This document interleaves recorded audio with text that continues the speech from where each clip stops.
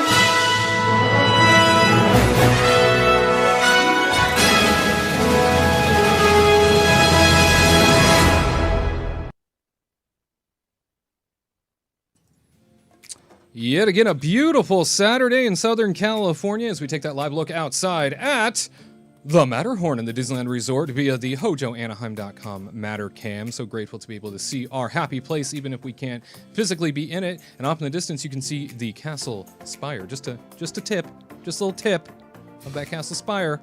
It's nice to have this view of all of those mountain ranges, I must say, as we gear up for what might potentially be a September reopening of the Disneyland Resort.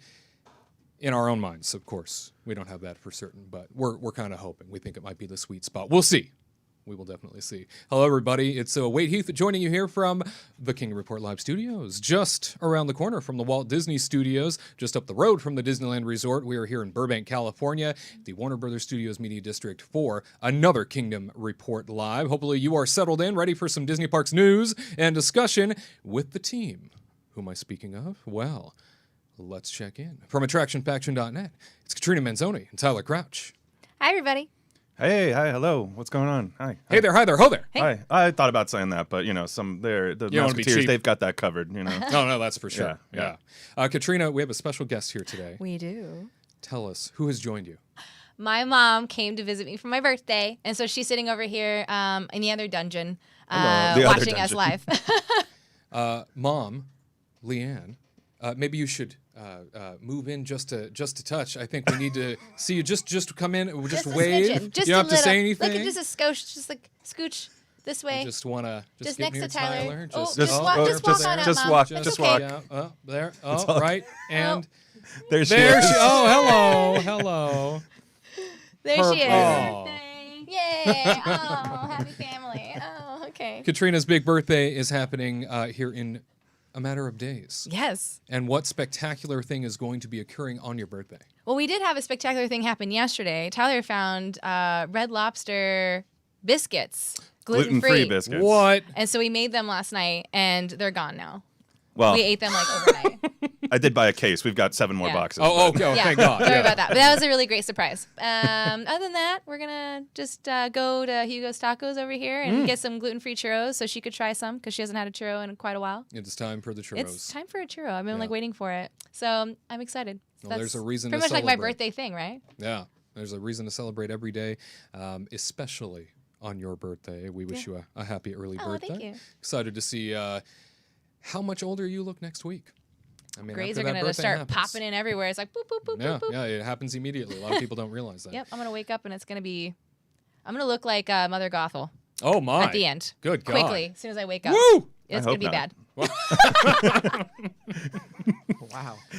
Tyler's making some future plans right now. I can sense it. And back with us after taking last week to himself, really enjoying some private time with the family. Here he is, ladies and gentlemen, looking for his rightful place in the sun. It is Garrett Hassel, our Walt Disney World reporter. Welcome back, sir. Ahoy, everyone. Glad to be back. I missed you all very much. It was not the same without you. I had withdrawals and I had to watch clips for hours on end just to feel like I was there. So I'm glad to be back. Feeling a little goofy, got Pirate Goofy bandana on. I even got earrings. Like, what? I got my ears pierced finally. Yeah. Unreal. Well, you're looking good. We're happy to have you back. And certainly last week, if you missed out, Chloe Pereira from Mice Chat filled in for Garrett, gave us kind of some updates on Walt Disney World and shared with us all kinds of very interesting things about her experiences so far in the parks. Very helpful to hear that information. And it sounds like Garrett might be headed back to Florida sooner rather than later. So, Garrett, we are looking forward to seeing more of Orlando as things have officially reopened on that end. Yeah, the background image might change from the humble roots of Nebraska to the hustle and bustle of Walt Disney World. So who knows? We'll have to see. You'll just have to keep tuning in on Saturdays to see where I end up. Yeah, at any rate, I mean, that's why he's got his pirate cap on. He's about to explore not only the Seven Seas Lagoon, but also wherever those parks might take him. So we look and forward your to hearts. and mostly our hearts, absolutely. And in the production dungeon, the man that makes the world work here, it is producer Curt. Good day, sir. Why, hello there. Curt, tell me, why do you look so tropical and fuzzy? Well, first off, it took a lot to actually get the green to my teal shirt to appear on the green screen, so it's kind of phasing through reality a bit. Yeah? But I do have my Moana cup today. What in the world Yeah, is so- this Moana cup we're looking at? Describe to us some of these images you have on the So cup. I have on here. It says on Wayfinder on one side, and you have him holding up the sky and him grabbing the flyer there, which is really nice. And then on the other side, it's a star reader, and she's reading the stars and as she sails along, and then her grandmother's down there too. And they're doing it I love how together. you're getting quieter as you I know, explain yeah. this. Well, Almost like it's a secret. majestic cup. It is a very majestic cup, and then I'm phasing. What's your favorite song from Moana? You're welcome. of Oh, course. naturally. You're It's gotta be- welcome. It's Garrett's favorite too. Apparently, Yeah. you can sing it if you want. The islands are pulled from the sea. I don't have a hook. I've got scissors. But Wow. Don't run with them. those. Don't run with them. Don't be Or running with sail. those. It can puncture. Yeah, no, none of that. Nah. Nope. Hopefully you're still tuned in if you're watching us live. But let's see. Yeah, okay, there you are. Well, it's so great to have you with us. Ladies and gentlemen, news on the home front. Magic Kingdom has received a prestigious award from TripAdvisor, named one of, if not the biggest winner of all theme parks, of all amusement parks. It is the amusement park top pick for TripAdvisor travelers, as voted on by them for 2020. It's a big celebratory atmosphere, knowing that the Magic Kingdom has received this prestigious award. It's kind of funny, though. I mean, as great as it is, you guys, that Walt Disney World and Magic Kingdom in particular receives top honors. I'm like, well, for 2020, so are we rating that based off of the first 2.5 months that the park was open? Yeah. Is that what we're thinking about here? Yeah, I guess so. I kind of think the whole thing is kind of silly to begin with, because last year was Islands of Adventure, and this year it's going to be Magic Kingdom, and it's just like the parks haven't really changed. Both parks are basically the same as they were last year, so how has that really changed? I mean, I guess it's all comes down to voting, right? But Yeah. it's just kind of a weird. I think people were in weird quarantine thing. for so long that they wish they were in Magic Kingdom versus Island of Adventure. Sure, maybe. sure. I don't know. Something more magical, I guess. I think Islands of Adventures is pretty magical too. But So do whatever. you agree that Magic Kingdom takes the top spot? Is that an appropriate for it to be? Yeah. I guess. So much hesitation in that. I Wow. was like, Well, because I have to put aside my feelings of like, I have Disneyland out here, and I personally think Disneyland has much more magic than the Magic Kingdom does. And but I know that a lot of people are going to love Magic Kingdom because that's their like home park, right? Like, Sure. and so I get it, but I also just think that Magic Kingdom just feels very corporate to me, Yeah. in a lot of ways. And I like other theme parks out there better than Magic Kingdom, but I have a different perspective than most people, I think. And Disneyland is far more intimate to a lot of individuals that tend to visit the original Magic Kingdom, and certainly, things like Tokyo Disneyland and Disneyland Paris all have some unique hallmarks that make people think like, wow, this could definitely be a contender. I think all those Magic Kingdoms, really do vie for that top spot. Maybe not Hong Kong. They kind of went the cheap route, and they're trying to make it better at this point. Right. That's probably one of the more diminished of all the parks in terms of just trying to replicate the success of everything else. But what do you think, Garrett? Home Magic Kingdom Orlando. You excited to see that take the top spot for the parks in the world? Hey, as long as it's Disney, I'm happy. But I agree with Tyler. Disneyland is far superior. Overall, you can just compare one thing, and it's better. Compare the thing you first see, which is the train. The railroad. The railroad at Disneyland is far superior. You can compare that, and boom, it's already over. So I'm happy that Disney won. Kudos to you on being on winning, even though you've only been open 4 months of the year. But still, a win's a win. Like Disney's gonna be playing. All we do is win, win, win, no matter what. Wow. So congrats to you, Magic Kingdom. But in my heart, Disneyland will always win because there's nothing quite like the original. You do love your Often Disneyland. replicated, but never, or often duplicated, never, whatever. Disneyland's better than Disney World. He's so well read, let me tell you. Islands of Adventure slid to the third spot for 2020 on this list. Rounding out the top five were Puy du Fou of France at number 2, Disney's Animal Kingdom at number 4, and Universal Studios Florida at number 5. And then we also saw Disney's Hollywood Studios at number 12. Very interesting. That's not even a full day park. I know. Yeah. I think that like 2020 probably should have been a year that they just took this list off. Yeah. Because it doesn't seem to really matter right now. There's a lot of things that have changed, a lot of things that are radically different in the theme park universe that have never been done before. If a park is open, period. So it doesn't seem fair to rate these parks this year. I'm just surprised that Hagrid's just opened, so I feel like more people would want to go see Hagrid's and Islands of Adventure than Magic Kingdom because nothing new opened at Magic Kingdom. Right. So I thought that would give it one step ahead because they have a brand new ride, and it's all cool and who doesn't love the Seuss train? Mm-hmm. Oh, I love it. Anyway, so I love it. I'm just surprised that with the 3 months that they had open this year that they were the number 3 spot, you said? Yeah. So I'm that's weird with a brand new ride, which is an amazing ride. So I think we can all agree though that thank goodness Hollywood Studios did not crack the top 10. Seriously, that I would have been so confused if it was number 5. It'd be like, I'd what? Why? Wait, why? This list means nothing. But what does that say? That Hollywood Studios has all of these new offerings, has the most new offerings of all of Walt Disney World. You've got your Star Wars Galaxy's Edge, you have your Toy Story Land, you have Mickey and Minnie's Runaway Railway, and yet it is still that low on the list. Ouch.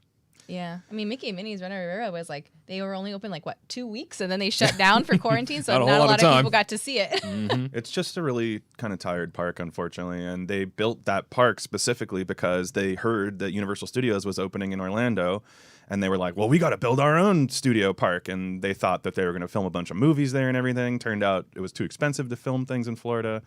They just didn't. They didn't evolve it until recently, and I think that's the biggest problem with it. And who knows, maybe next year when there's been more time to sort of absorb what has occurred in that park and some of the changes that have happened, along with maybe resuscitating some of the areas of the park that have been shuttered due to the pandemic.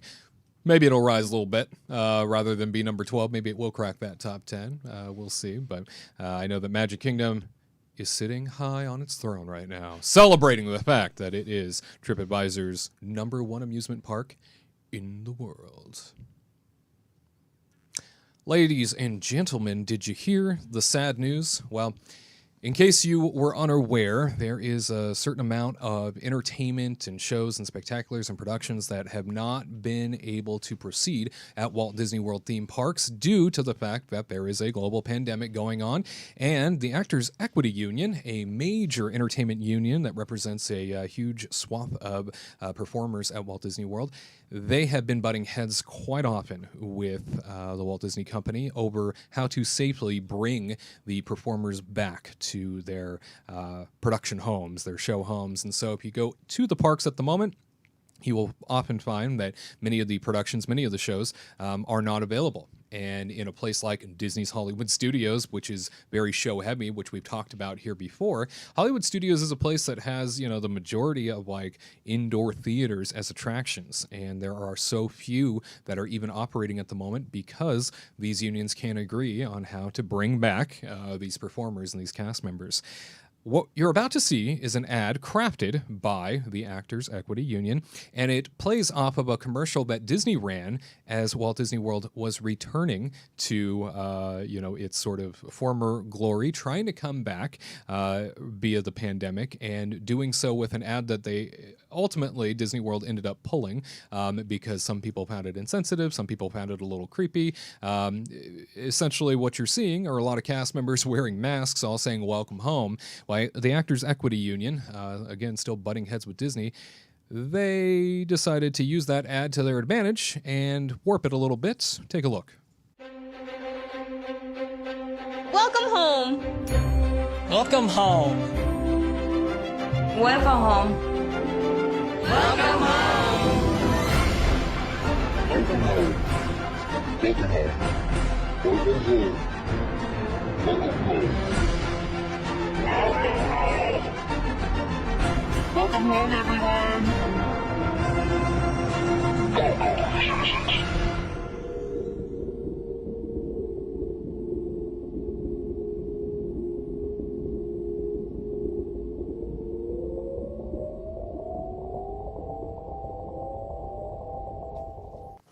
So if you're just listening to the broadcast and not watching it, what that video was mainly an overlay of the advertisement that Walt Disney World had used to reopen their theme parks post-pandemic. And in it, you'll see, obviously, lots of cast members saying welcome home with their face masks on, and then you hear it getting warped and warped and warped, while the whole time numbers of cases for the coronavirus are going up on the screen from the point of reopening all the way until now, really to sort of hammer home that point of perhaps Disney should get on board with some advanced health and safety requirements that the Actors Equity Union is asking for. There is a quote that came from the Actors Equity Union and somebody that represents it saying that if Disneyland had postponed, it is unclear how Walt Disney World can responsibly move toward reopening when coronavirus cases are much worse in Florida. And this was, going into, July's reopening of Walt Disney World. This is interesting because, Tyler, Katrina, we did see the return of some shows in different capacities, and mainly they were ones that were run by frontline cast members. So, your 3D type experiences, 4D type experiences with like Mickey's PhilharMagic at Magic Kingdom. Over at Hollywood Studios, they brought back the Lightning McQueen Racing Academy, mainly because that's all audio animatronic driven and run by frontline cast members. But what you aren't seeing are those stage show productions, those big spectaculars. You go to Animal Kingdom, Festival of the Lion King is a hallmark experience for people's visit. You go over to Finding Nemo the Musical in that same park, a hallmark of the experience. What do you make, Katrina, of the Actors Equity Union using all of this to throw back at Disney and say, you're not doing enough? That's hard to say. I mean, again, I don't feel like I look at these performers like in the parades. I was telling Tyler, like they're so close to one another. I don't even think it's safe for them to have these productions yet. And for them to do Lightning McQueen, it's easy peasy because, the main character is an animatronic car. So there's no chance of them having an issue with getting COVID or anything, but except for like the frontline cast that are just pretty much telling you how to enter and exit, and then you space people out. But I do get worried for like the main actors that have to do stage shows because there's so many, and how are they supposed to keep socially distanced from one another unless being put in a bubble for a couple weeks, and then they do a couple shows and then they get to be 2-week quarantine or something. That's like the only thing I think is like safe. And we did see that they're asking, the Actors Equity Union is asking for face masks for all those performers. So, your face characters too, they're asking for that across the board, for everybody to have the face mask, for everybody to also go through some advanced screening. Now, what that ultimately looks like, whether that be, your beyond temperature checks, and maybe, if they can do, some sort of COVID testing that would reveal anything else other than what is already being revealed. Because right now, the biggest problem, obviously, is that they can't get results fast enough to determine whether or not somebody really does have it or not. So it's become a real problem. Tyler, that video was very creepy. That video was super intense and obviously made to, make people feel uncomfortable. What'd you think? I mean, I think they went way too corny with it, in my opinion. I mean, it's like, kind of cringy in my mind, because I get where they're coming from, and while I'm more with them than I am with Disney, but the way that they presented themselves was just kind of over the top, and so it kind of took away some of the seriousness from the situation to me. We were talking about this on the way over here, actually, but I think all the performers need to be wearing masks, even the face characters. I mean, it's kind of ridiculous to me that they're not, and if you would imagine thinking about all the singing that some of these performers are going to be doing, running around the stage. I mean, everybody's going to be breathing hard and belting out their lungs and all those things. And they're the ones that are going to have to be standing close to one another at certain times, and they're not going to wear masks on. It's kind of the same thing as like going to a gym, right, and not wearing a mask. I mean, so I just feel like, to me, I get it. I'm with this video, but they presented it in such a poor way that it's like kind of hurting their cause, I think. Sure. Garrett, you were part of entertainment at Walt Disney World for a period of time. One, do you feel like enough has been done from what you've seen for the performers, for the entertainment cast members at Walt Disney World to be protected in this sort of crazy health pandemic? And then on top of that, what do you think of the tactic used by the Actors Equity Union? All right, I'm going to go with I'm going to start with the second question first. So the scare tactic that they went with, it kind of seems juvenile, if you can put it that way.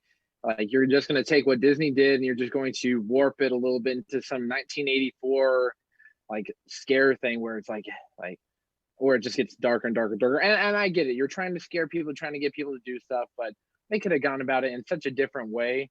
They could have easily, I don't know, they could have filmed something more. They could have used, you want your performers back? You want to see these stage shows going on? Well, then they need to wear a mask or something.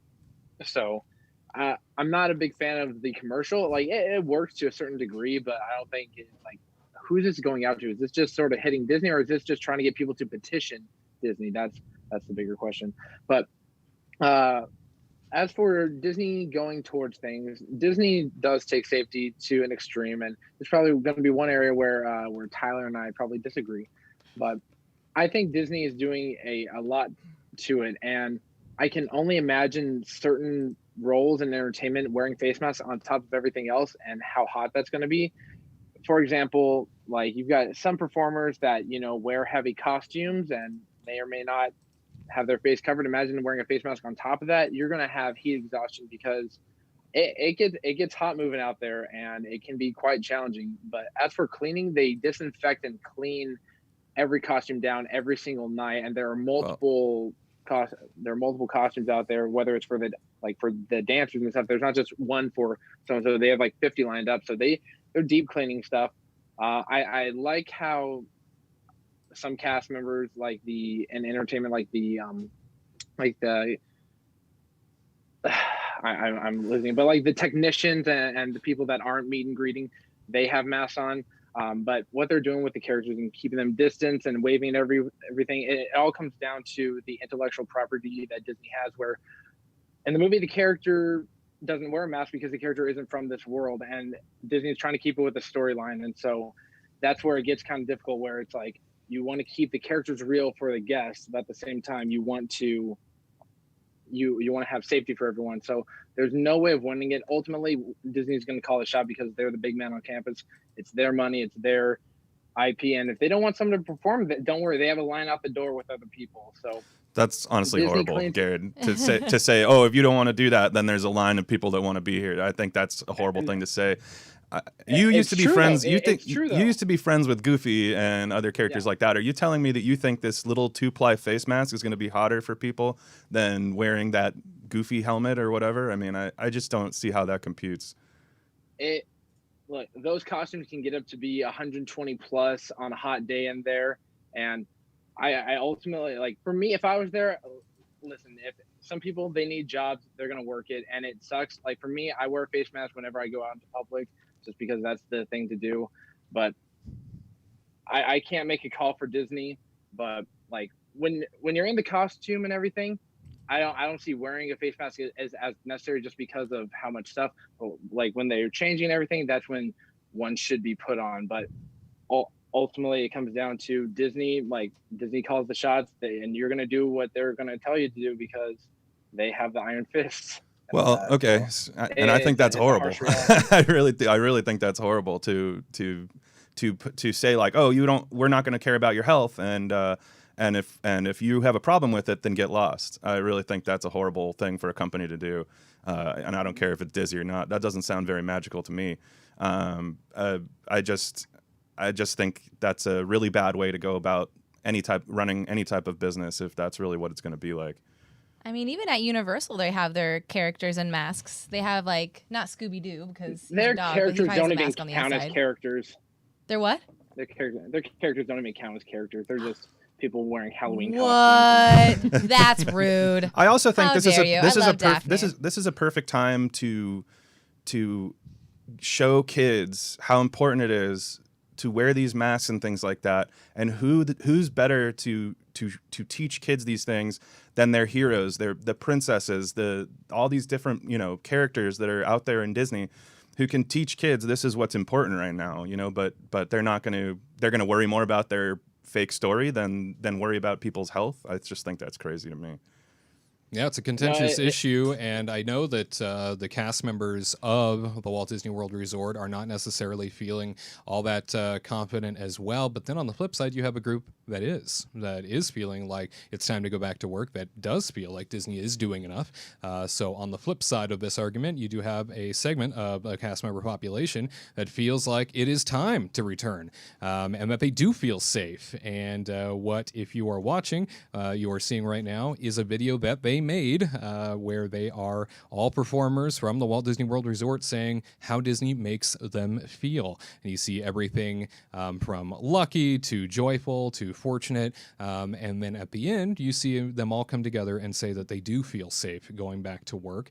It's definitely something that we know is important to find that balance. Obviously, as companies try and come back online during this really awful pandemic, to try and decide how to best do this is a struggle, and doing it safely when especially so much of what we hear tends to change from week to week and month to month as to how to combat this. And now we're hearing, oh, well, maybe everybody should wear face shields on top of it.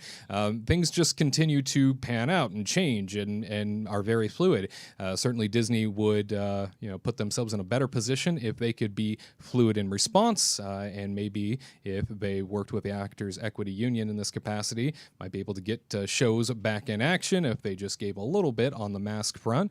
But it's something that's interesting to know that there's a segment of the cast member population that has now come out saying we are ready. In fact, there is a message from these cast members to the public, and they say the following: "This video represents those of us who feel safe to go back to work under the safety protocols laid out by Disney for the stages that were called back. Our original intention was to send it to Disney leadership as well as AEA to convey our personal feelings. It was not meant for the public, although the thought of sharing it as a celebration when we were finally able to go back to work was a possibility we spoke about. We are aware that not all members agree with us, and we don't claim to speak for everyone, but the public and aggressive social media action taken by AEA does not reflect all of its represented members, and those cast members were not consulted prior to them being carried out.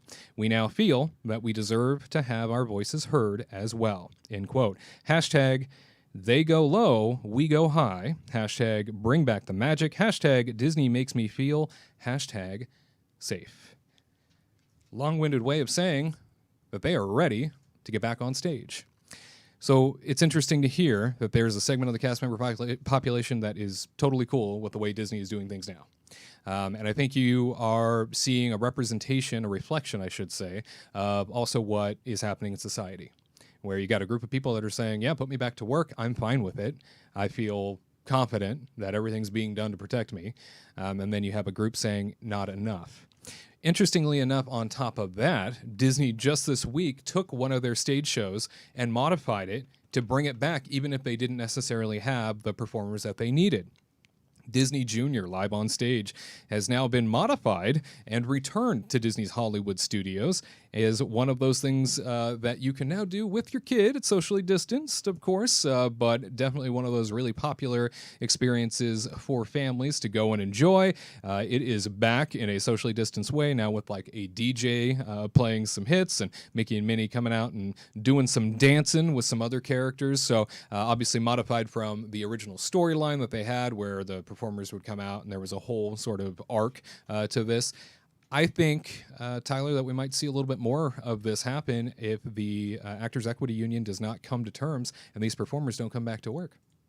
Yeah, I think you're right. I don't know. For me, this video was another kind of cheesy video, in my opinion, where I understand where they're coming from, but I feel like there are better ways to go about it than kind of make a little video about kind of promoting yourself in a way. I don't know. It seemed kind of weird to me. But here's my thing with this video is, what were there? Maybe like 30 people in it or something? Mm-hmm. How many entertainers do you think that Disney employs? So this seems to me to be a very small part of the people that actually feel comfortable going back to work. And you know, there's probably more people out there that do feel comfortable, but there's probably a lot that don't feel comfortable. So I just think, you know, we shouldn't be pushing each other to do things that others aren't going to be comfortable doing, right? I feel like right now we need to be supporting each other, and it makes me a little bit angry to see this small group of people say like, no, we're ready to go back to work. Disney's doing perfect,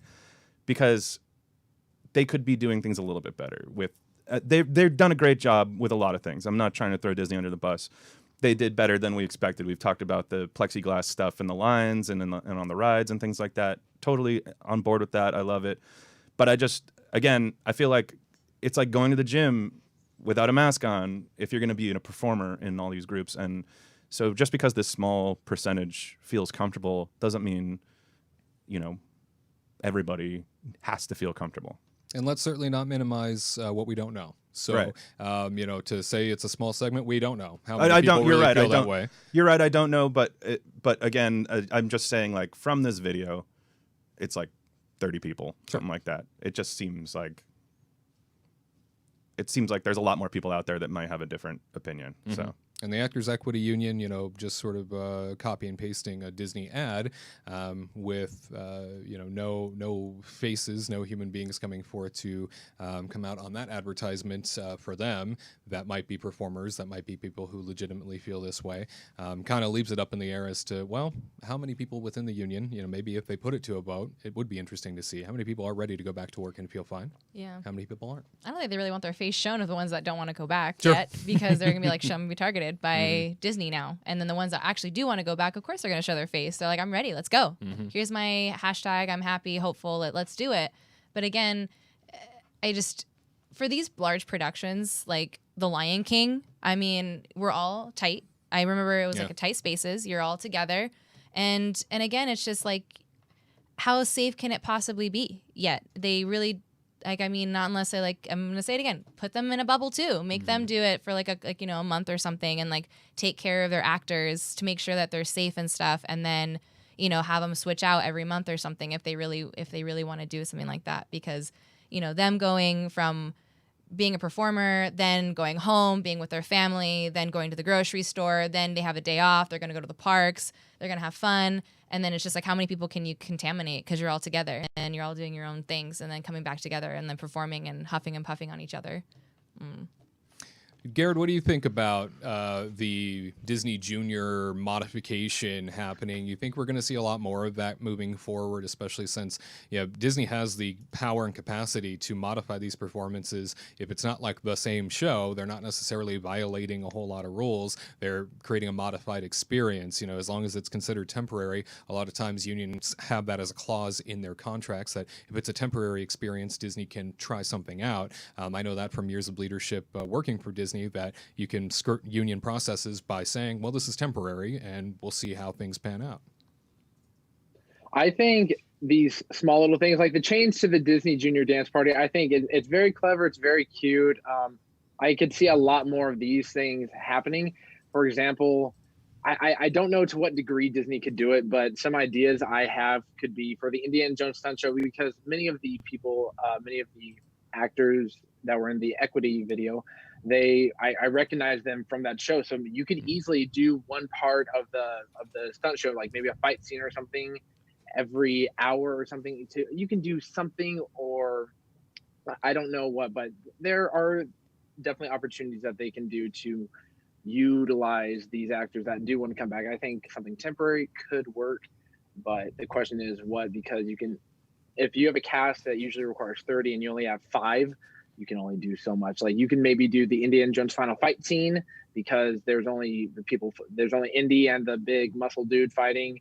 And then if you have Marion running on the plane, you have a couple other soldiers running around. You can make something like that work, but you're not going to get a full show out of it. But there's definitely always ways to modify things. You can even modify Mickey's Royal Friendship Fair on the stage because you can at least utilize the characters, but then you also have to worry about the guest gathering. I think the bigger thing is how do you space out the guests in a safe and orderly way? That's the biggest question overall, I think.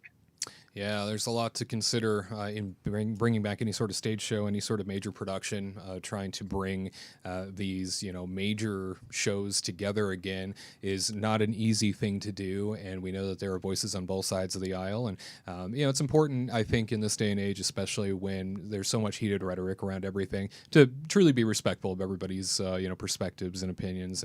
And this is certainly one of those situations where you have two sides who are very passionate about how they feel. And I think we all just want to see our Disney get back to normal, but we don't want anybody to be hurt in that process. So we look forward to seeing what happens with the Disney Actors Equity Union battle, and if there's any sort of agreement on that front moving forward. Carousel Progress earlier this past week failed to open, and for several days was even temporarily shut down. We had been seeing going into Carousel Progress that as things had officially reopened, we were seeing that a lot of elements were off in the theater. A lot of things were not happening the way that they should have been from the point that Walt Disney World returned after the pandemic. We've also now seen the Tomorrowland Transit Authority People Mover be listed as temporarily unavailable, not having reopened with the parks when they came back, still down at this point. We saw earlier this past week Splash Mountain go suddenly dark and get drained, and for several days was listed as temporarily unavailable. Beyond that, out at Epcot, we saw Jose Carioca, the audio animatronic in Grand Fiesta Tour. He started having a conniption fit, fell forward onto his face, was there for a while, and then ultimately was removed. And now the 3 caballeros has turned into dos caballeros. And he is just now, we understand, officially been returned back to his stage. So the little audio animatronic is back. But I'm concerned here, and I'll tell you why. Walt Disney World had months of no operation, with maintenance, cleaning, and security still on tap, right? They were still there. They were still working around the clock, probably in a very limited capacity, but there were people there running the checks. They have to. There are OSHA requirements that sort of mandate that certain things get done and certain rides are run, so often. I'm now seeing a trend here, and I hope that I'm hoping this is all just coincidental. But I'm really worried that with a Disney that is in some financial pain right now, a Disney that is dealing with an awful lot of concern when it comes to having to cut things, cut budgets, minus out the capital expenditures, that we may be seeing preventative maintenance not happening the way that it used to be. For all of this to occur so close together is deeply worrying. And I'm not just talking about like, oh, we're missing show elements. I'm worried from a safety perspective.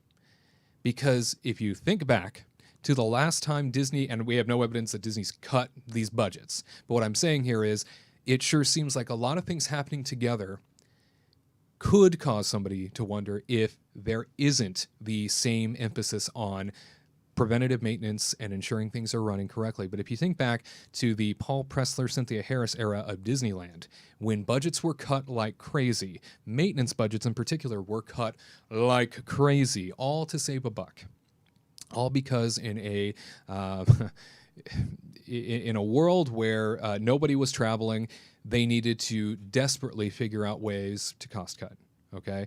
That was when we started seeing horrendous safety incidents occur, and that was the last time we saw horrendous safety incidents occur in Walt Disney World and Disneyland. In the last few number of years, we did see some monorail doors that would suddenly open up while it was on the track. We saw some monorails kind of falling apart over the course of time. Fortunately, it seems like monorails have come back more than refreshed as the theme parks have reopened. Am I crazy, Katrina?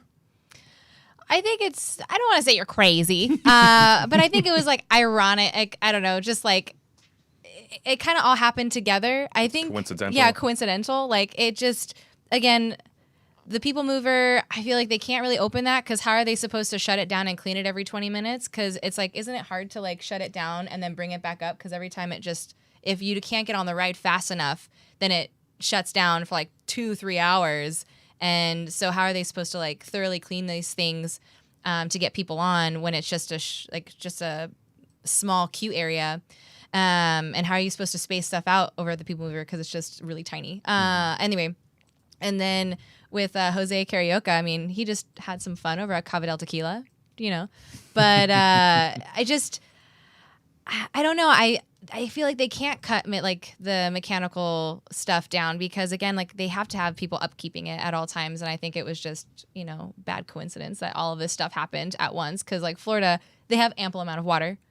I don't know what happened with Splash Mountain. You know, I mean, they have fountains everywhere. Like every house has a freaking fountain. So I just can't, like, there's like, you know, that kind of stuff. I just can't imagine having issues. They just had to do like some little mechanical issue, like, you know, fixer upper thing. And then with Carousel Progress, I don't know what the issue was with that. I don't know. I mean, it's been falling apart for the last few years. years. I mean, we saw, I mean, they kind of have to upkeep it, so they probably had to shut it down to like fix it. But again, I don't know. They was like they don't have it running during quarantine all the time. So I am sure like they're to fix it and stuff. They weren't watching it as much as they would on a normal day. I guess, does that make sense? So well, yeah. I mean, if they're not running it, yeah, then they don't know what type of problems there could be. But now it's like running 24/7 all the time now, and so things are gonna like bust. I would almost argue that like Splash Mountain being drained out and everything like that is a cause or is a case of them actually being proactive and something happening because we don't know exactly why it was drained and everything, but we do know that if it is drained, they're doing work on it, right? So it seems like that is happening. I don't know. I can't. In a theme park world, you don't bring down attractions, especially when you don't have many to offer right now. Mm-hmm. You don't bring down attractions during an operating day unless there's something wrong. Right. And so to know that it was out for several days is kind of concerning to me. And yeah, I think you're right. I mean, they had to obviously jump on something.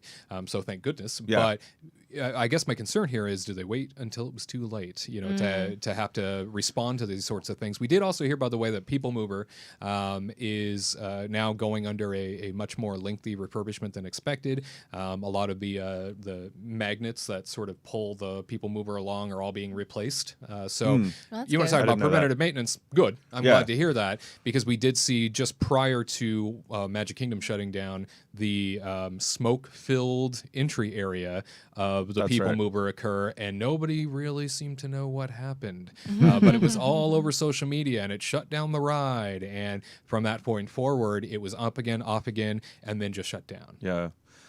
I've also heard of those cars smacking into each other because they don't have brakes. There's no brakes on the People Mover. It's all magnet run. So I've heard of those cars bashing right into each other, and that sounds like not so fun to be riding it when that happens. I do hope that that's right. They're bringing more magnets and everything, or they're bringing new magnets and everything, because that would be great. Because the People Mover is one of the classic attractions of Magic Kingdom, and it's something that is a Disneyland. Home, as my home park being Disneyland, I miss the People Mover so much that I just love. We going all on do. It. Yeah, yep. I love going on it in Magic Kingdom. So I know Kurt clutching your fist. He's I miss it too. It was just such an awesome ride. Yeah, definitely.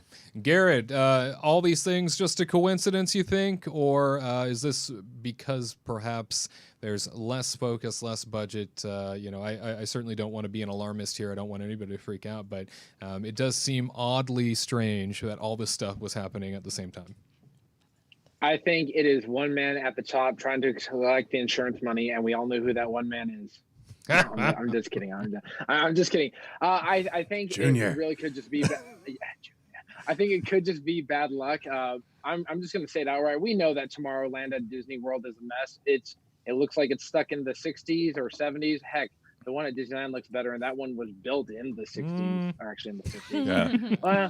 I don't know. They're both bad. I would agree. Yeah. I would agree with you But- though that the Disneyland one feels more filled out at least. I would agree with you on that. They're both in bad shape. They need major makeovers. Carousel Progress needs a definite tune-up. It needs to be vacuumed. Get some new carpet in there. A little razzle dazzle. People Mover. That thing just needs to be upgraded. Keep the stuff like paging, Mr. Morrow, Mr. Tom Morrow, but it needs a makeover. It needs to be given some love. The trend of Walt Disney World, even when I worked there, was you pump money into the new bright new shiny toy and you just let everything else go on the back burners. That's what happened to Epcot, and now look at it, half of it's under construction. So like Disney's like, oh, we're building the new Tron light cycle, but the railroads, something's going to happen with the railroad. We don't know what, but something's going to happen. So I'm hoping that it's just all bad luck. I couldn't think that Disney's luck is that terrible, but who knows? Maybe they're already doing stuff for Splash Mountain to make it into the Princess and the Frog. Maybe Lewis is moving in, or maybe we got the Voodoo Man. Maybe Dr. Facilier, he's up to no good. We'll never know. Shadow Man wreaking havoc. Yeah, the Shadow Man wreaking havoc. I would just like to think it's bad luck, but it's good to see that they are closing these things. It's better to like close the thing and for them to keep them closed until they figure out what the problem is, rather than keeping it going and then a screw pops out and then something flies off the track. We don't want that to happen. So at least Disney's doing something. Let's hope their luck turns around. I think it's just from months and months of there not being anything going on there, they just don't want to work properly. It's like with your car. If you don't drive for a while, the car doesn't work. Disney has always had a very high standard when it comes to safety and measures in their parks to ensure that all things are, used in that preventative maintenance approach. And, for the longest time, guys, the monorail especially was something Disney was always very proud of when it came to preventative maintenance, saying that they were always able to take one off the track at any given time for a day or so or longer to completely overhaul it and make sure that everything was up to par. These monorails are well beyond their lifespan too. I don't just want to talk about like monorails because obviously there's a list of things here that we've gone over. But the monorails, I think, are an interesting point. They're well beyond their lifespans. They're still carrying lots of people every day, less now due to social distancing, but they're still running quite constantly in the disgusting Florida humidity, where lightning strikes the track sometimes. I mean, there's all kinds of things to consider when it comes to the safety measures and the maintenance, the preventative maintenance at Walt Disney World. So we don't want to see anything happen. Again, not to be an alarmist here, it just seems odd that all these things happen at once. And if anybody wants to see Disney, because this right now is the last thing they need. In a world full of people so hesitant to even travel to begin with, one accident or potential problem that could occur that might hurt somebody in their own regard. That's the last thing that Disney needs right now. Amen. Yeah. Absolutely. Well, we wish them well, and we will keep our eye on more of these potential closures and anything that might occur when it comes to downtime that might not necessarily be scheduled in the parks. Anika Nani Rose is the voice of Princess Tiana And we obviously have heard that Splash Mountain is going to be getting a retheme at both Disneyland Park and Magic Kingdom.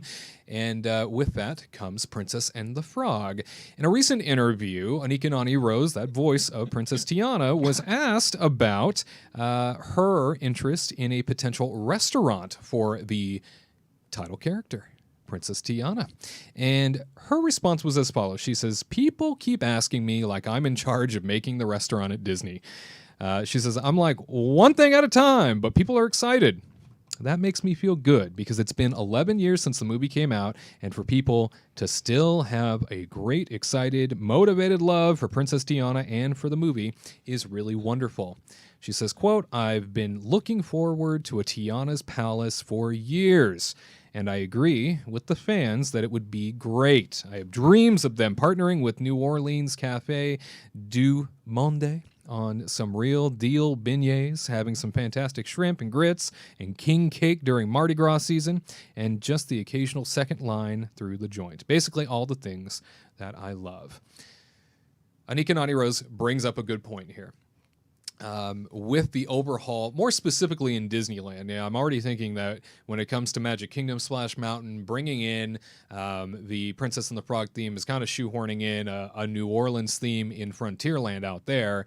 So it's already going to be a little odd in storytelling. But when you think about Disneyland, it's right off the corner of New Orleans Square, can now be an extension of New Orleans Square if need be. Did you ever think we might see more of a Tiana presence outside of the mountain? No, I didn't really think about it. Because like she's obviously been on the docket for a long time. Yeah. You know, that movie did okay. It didn't do spectacular. But I always thought I'd see a little bit more of her, you know, in the parks. I always thought I'd see a little bit more representation. There was a Showboat Jubilee that they did for a while that was incredibly popular when they did it. And it was an entertainment level offering. But nothing in terms of infrastructure. Like a little like tea thing, didn't they, for a while? Yeah. Yeah, Magic Kingdom for a long time had like an ice cream social that Yeah. they did I with thought that was Princess Tiana on the riverboat. Yeah. Yeah. That was cute. That's like kind of like what I was like thinking that they were gonna do. But it'd be cool to have like a Tiana's Palace somewhere. But they just have to like find a good spot to put it in Magic Kingdom because again, it's not gonna look great. Yeah.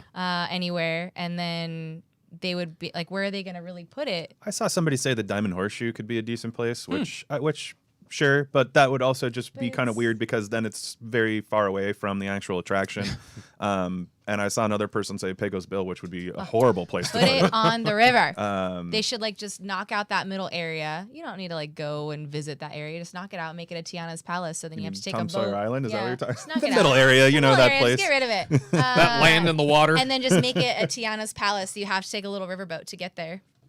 That'd be fun. That'd be Wouldn't it cool, be fun? yeah. I mean, Outside the box. I never really expected them to do. Correct me if I'm wrong. I just didn't think that movie like blew up the universe. You know, it. Oh, that's what I meant. That's what I said. Yeah. It did okay. It wasn't, did fine, yeah. but I just don't think that it wasn't like Frozen where it kind of took them by surprise, and then they were like, "We got to build something quick, right. guys." They bashed it to death. They're like, we got to make money on this. Yeah, like because like a movie like Frozen just like really exploded everything for them. But I just felt like Princess and the Frog kind of came and went a little bit, so I kind of understood why they didn't want to make an attraction for it right off the bat, or like a restaurant or something. But it would be great to have that type of experience. I think that Tiana's Place would be pretty awesome. Actually, Dee said too in the chat that she's surprised that they didn't convert boat rides over at Riverside into Tiana's Place because that could be a really cool place for Tiana as well. Yeah. And they can do like character dining there or whatever. So I'm with you on that one, Dee. But yeah, to have two resorts at Walt Disney World dedicated to Louisiana. You know, dedicated. I mean, and they're both side by side. You have the French Quarter and you have the Riverside Resort, both that are just ripe for a Princess Tiana character dining experience. You know, I get that it's a moderate and they don't typically do that at moderates, but I think it's time. You know, Boat Rides needs all the help that it can get as a restaurant inside that resort. And if you make that a Tiana's Palace or something themed to Princess and the Frog, I think it would draw a lot more attention, even from outsiders, people even not staying there, you know, just to book a reservation. But let's jump back over to like the Disneyland idea here. Obviously, it's the best place for a potential Tiana's Palace due to the theming alone. If you veer back just past Splash Mountain, obviously Critter Country, right? That's the land that Splash Mountain is in currently at Disneyland. And just across from Splash Mountain is a restaurant called the Hungry Bear Restaurant. Hungry Bear is 2 stories, the bottom story being some seating and some large restrooms, and the top story being where you can go dine at. It is a quick service restaurant environment. You see a lot of people there just off the river if you're watching, and it's got a great view of Rivers of America, really cool place to hang out at.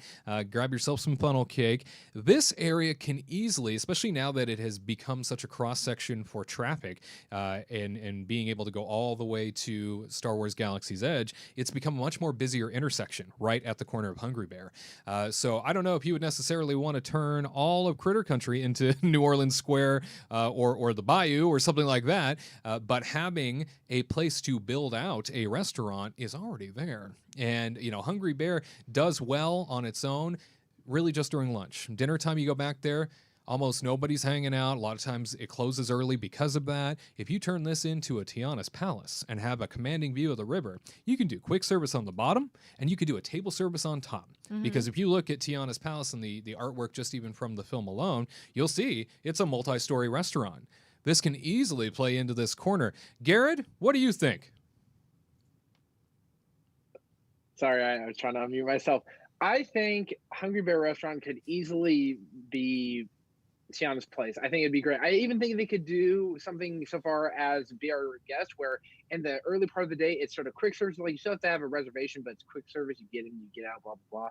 And then at night, it becomes like a real dining thing. Because I think at night, if you have the full service, you could even have a jazz or a blues band up there. You could even have Tiana singing. Lewis comes in, plays something.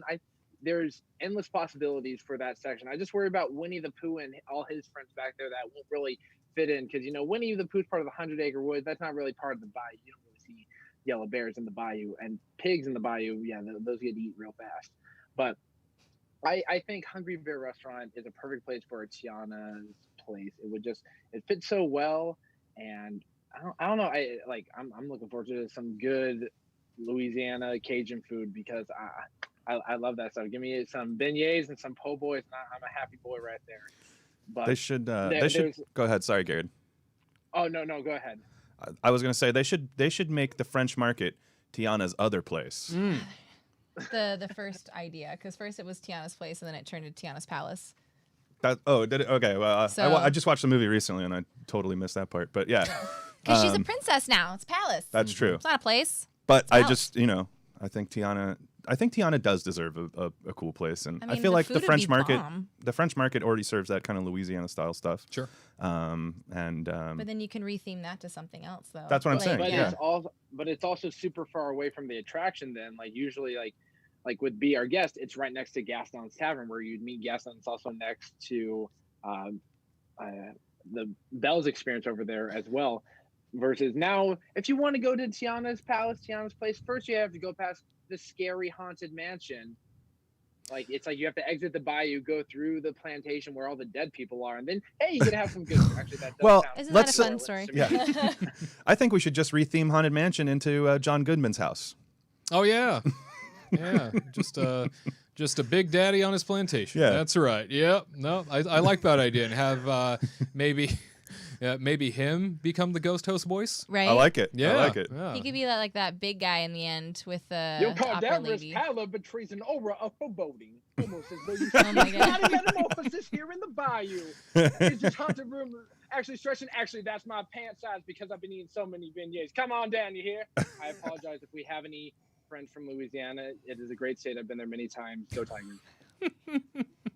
I think not only that, but having a face character, Charlotte, running around. She was, I think, the runaway hit of the film next to Ray, and I think she would be fantastic to bring into that environment. So I think it'd be really cool to see a little bit more Tiana and Ikanani Rose weighing in there, and definitely saying that it would be cool to have a restaurant also themed after the film, and bringing that in alongside Splash Mountain. I mean, Hungry Bear, I don't know how much in terms of an emotional connection people have to to it. It doesn't seem like a restaurant that holds a whole lot of sentimental value to many. So maybe a retheme is in order. We will see. But Anika Nani Rose sounds like she's behind it. So we have the princess voice standing by. More Kingdom Report Live for you next. Hey Kingdom team, do you need more magic in your life? We understand, which is why we connect you to more of what makes you happy 3 times a week. Catch our theme park coverage, vlogs, and reviews every Tuesday and Thursday. And experience the Kingdom Report Live, streaming every Saturday at 3 p.m. Eastern, 12 p.m. Pacific. That's new content every Tuesday, Thursday, and Saturday, crafted with you in mind. Don't miss out. Be sure to subscribe and activate notifications at The Kingdom Report on YouTube. And catch every update throughout the week at Kingdom Report Live on social media. See you there!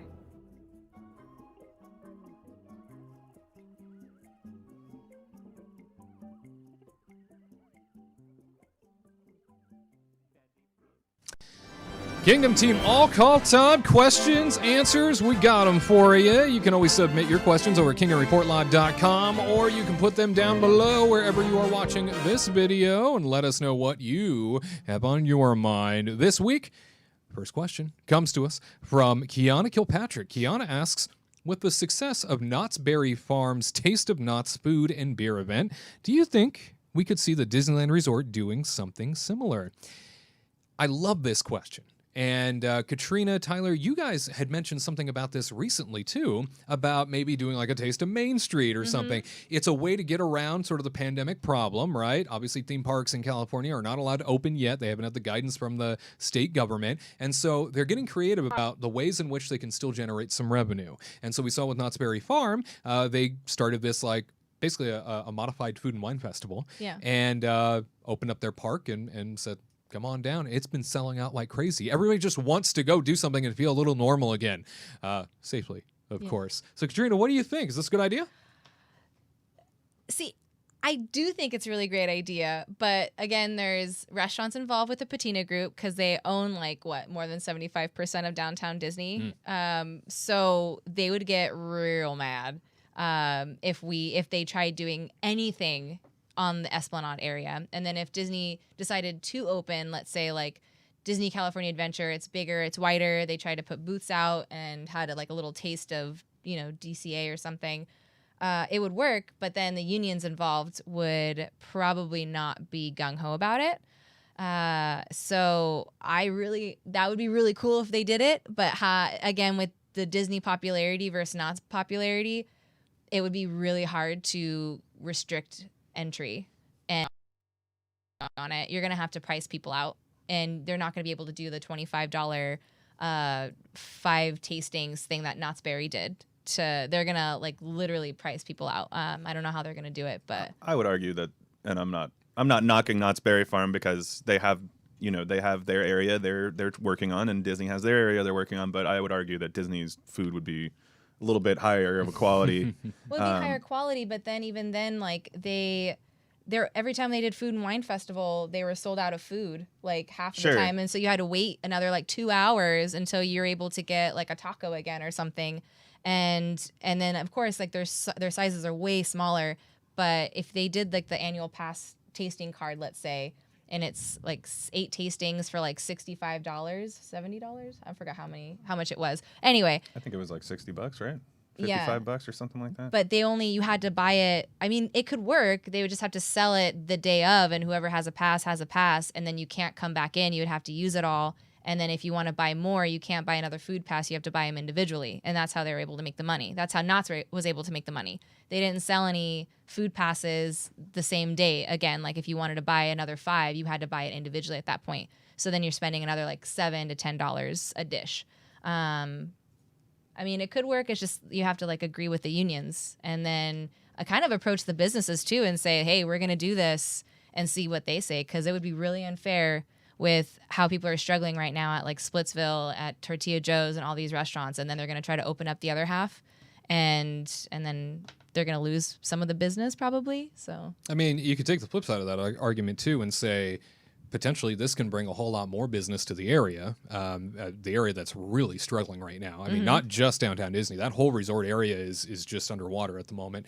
And so potentially this could bring a whole lot more interest to the area to begin with. Not saying that, if they're going to come eat at Disneyland, they're not going to, stop by Splitsville or, not going to stop by any of the restaurants that they might otherwise want to dine at in downtown Disney. But this definitely brings an uptick, or would, in sort of that need for capacity and also interest just to the general area. It would cause an issue even with the parking, because, again, they shut down parking when it starts getting busy. So let's say if we have 300 people going into DCA and they only allow 100 people to get into downtown Disney, how are they supposed to differentiate who's who? And then unless you enter and you show your badge and you say, like, I'm going here. But then let's say, like, when we're done with Knott's Berry, we're just wandering around the outside area of Knott's Berry because there's, like, nothing to do there. But if there was a downtown Disney, and then we'd be like, oh, yeah, let's go grab an appetizer and a drink or something after we were done at DCA. And then, again, now these 300 people are leaving this event going to downtown Disney. How are they going to stagger these people coming in and out of that like small area? I will say that from just a strategic perspective, from a logistics mind, there is potentially a way Disneyland could do this. With your Simba lot on one end of the resort back behind the hotels, you have the Pumbaa lot that is across the street from the front entrance of Disneyland on Harbor. It's just behind the hotels there, and that lot is huge in size, can accommodate a lot more people than the Simba lot can, especially since they've now paved over and opened it up. And so with that in mind, there's a real possibility that they could control access into the front and maybe not let people go beyond the Esplanade area into downtown Disney, or, and draw that line, or just have, your downtown Disney folks go to the backside at Simba, and maybe only special ticketed event folks come in through the front harbor side. So there's a way, I think, that it could potentially be done. Garrett, what do you think when it comes to Disneyland and bringing these food and wine events back? They did just get rid of, over at California Adventure, they got rid of the shacks that they had sitting for months because the Food and Wine Festival for California Adventure ended up being something that they pulled the plug on because they had to shut down. So they held on to those shacks for a while, and we saw recently in some overhead footage that those shacks disappeared. So it looks like they didn't want to keep paying lease on them, and they got rid of them. But you think it's worth trying to bring them back in some way? I think that there is a way of utilizing it. The hardest thing with the Disneyland Resort is space. I don't know Knott's Berry Farm well enough to give an accurate explanation of how they do things, but the hardest thing with the Disneyland Resort is accommodating space for these booths. But I think an event like this could work. And one of the concerns that Tyler and Katrina had spoke about were the Patina Group and how they own all the restaurants down there. What you could easily do is allow them to open up booths themselves, and you just put a sticker on there and say, like, downtown Disney's, like I don't know, like House of Blues like booth or whatever, and they get the profits from that. And that way you're including them and not being like, hey, this is only for Disney owned. Like, you include everyone, so that way you can share the wealth, everyone benefits from it. It's just trying to allocate space well enough, because hey, there's food for everyone. Everyone deserves to have that delicious food, that overpriced delicious food. You just need to allocate space accordingly. The parking lots could work. It's not going to look that great, but it sure would taste great. Just put trash cans everywhere, and people eat on top of the trash cans. Oh, I wasn't suggesting that it happened in parking lots. I was saying from a logistical perspective, there are places to put people parking-wise that can spread them out.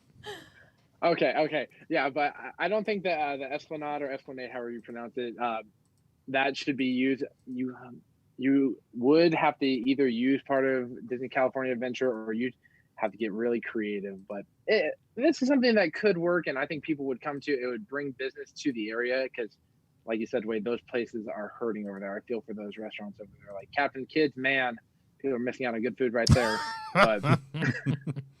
But you could do something, and the way you include the Patina Group is you allow them to have booths of their own. It would just be like, it's like when you have the Festival of the Arts at Walt Disney World and Epcot. The booths that they have there, those are not Disney booths. Those are separate studios that Disney has given them the clearance of. And you would just do the same thing for the Patina Group or any other restaurant group out there. And that's how everyone is one happy ohana. Katrina will give you the last word. It would work, and then I just feel again if we can't, they would never do it at Disneyland. There's not enough space for people to walk around. It'd have to be in like DCA and like open up, and then, but again, with Knott's Berry, they have such a wide area all over their parks that they put tons of benches because they didn't allow you to eat and walk or drink and walk or anything. You had to sit with your food and your drink. So if you went to go get a beer, you had to stand in an area to drink your beer fully. You couldn't just walk around with it, which I agree with 100%. And Disney needs to do this somehow if they decide it, like to do it. Because Knott's did it well where I felt safe, where they would walk up to people saying, put your mask back on, because people would take it down and like try to eat their food while they were walking. And they're like, sorry, hey, you got to put your mask up, sit over here. And there was tons of free booths. Like free picnic tables. I never felt cramped. There were like, it was like a sea of tables. So you had wide choices. You were able to be far away from people. And that's what Knott's Berry has, is just like wide spaces, and like DCA really doesn't. So they would really have to limit the amount of people. But I agree with the Patina, if they did a booth brought to you by Patina and then did some kind of like jazz kitchen thing and, and some kind of like Tortilla Joe's, like tacos or something. I think it could possibly work, and then they would be happy about it. And then again, they would just have to find like the people that want to run the booths, I guess. And that's the union problem. If they need space, all you have to do is go where World of Color is, drain that water out, put plywood on top, and boom, you have now a football field worth of room for tables. It works out great. And know what? To clean everything up, you just shoot the water on, boom, washes everything away.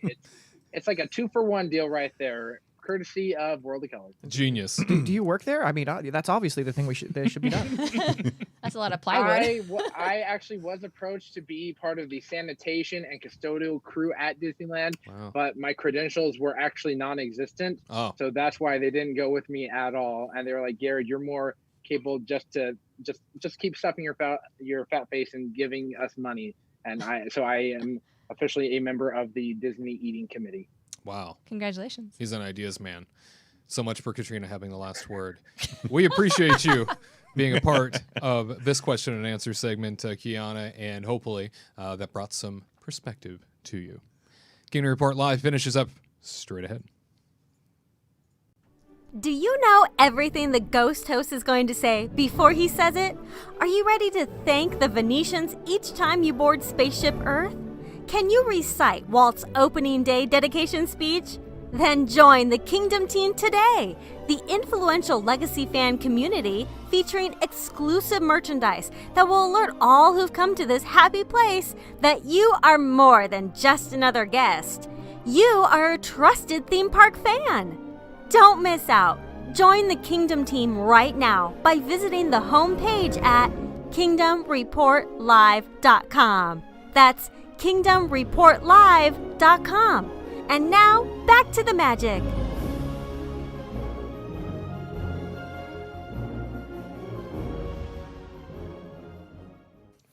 As we finish things up, taking a look outside at Space Mountain. And then you see the Grand Californian there in the distance. That wide shot. Paradise Pier Hotel and California Adventure. Oh, what it wouldn't give me to just be on the... put me on that credit coaster right now. Just do it. Just teleport me there. Put me on. That's all I want. It would be so nice to be in the theme parks, wouldn't it? Well, ladies and gentlemen, what an honor it was to have you join us this week. Hopefully you had some fun. Hopefully we provided some nice perspective. Maybe some information. Perhaps some news stories you hadn't heard. Katrina, your birthday's coming up a couple days away. We did talk about, these Cheddar Bay biscuits and these delightful treats that you are going to be enjoying. Is there any sort of extracurriculars you will be taking part in outside of food? No. I will be cake. Cake, which is That's also not food, right? it's not a food. Libations. Libations. And a pool day. We're just going to chill out, enjoy the pool. I'm going to sit on my unicorn and hang out and look cool. Yeah, that's pretty much it. You have a unicorn? I do have a unicorn. That's and a pretty flamingo. Cool. Oh, my. Yeah. Oh. They're best friends.